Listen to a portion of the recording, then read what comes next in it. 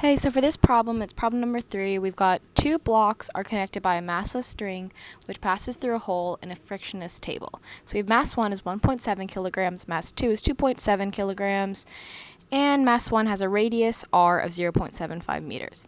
And we're looking for how much time in seconds does it take for m1 to make a full revolution.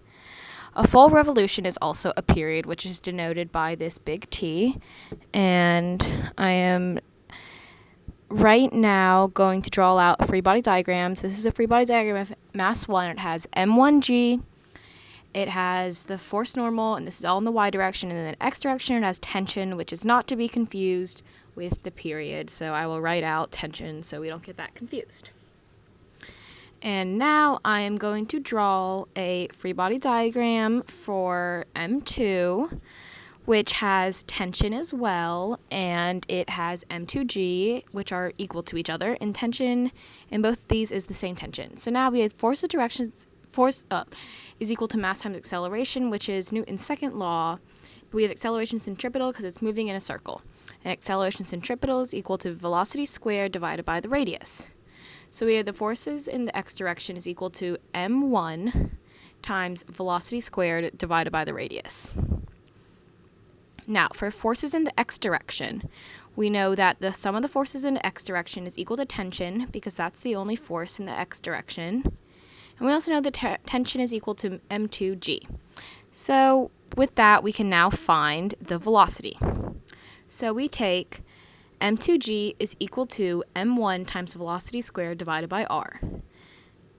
And with that, we can now fill in everything we know. So we have 2.7 for m2 times 9.8 equals 1.7 times velocity squared divided by the radius, which is 0.75.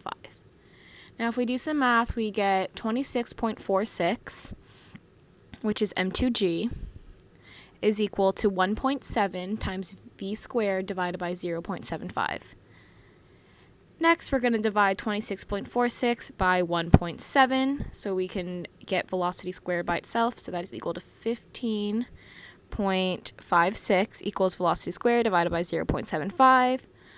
Multiply this by 0.75, and we get velocity squared equals 11.67, and that's the velocity centripetal. So we have velocity centripetal equals 3.42 meters per second.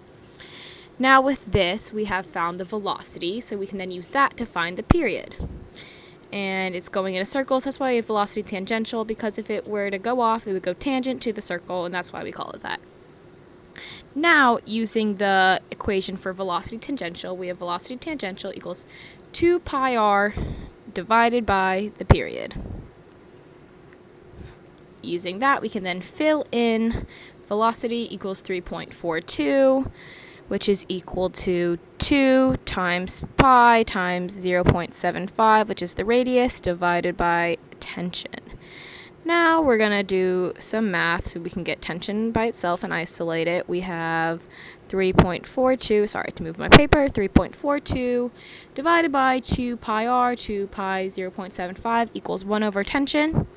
But we want to find tension over 1, so we have tension. So what we're going to do is we're going to find the reciprocal of the equation. So tension is equal to 2 pi r divided by the velocity tangential that we found earlier. And after finding this, we can confirm that the period for this is equal to 1.378 seconds. So 1.378 seconds is how long it takes for m1 to rotate all the way around.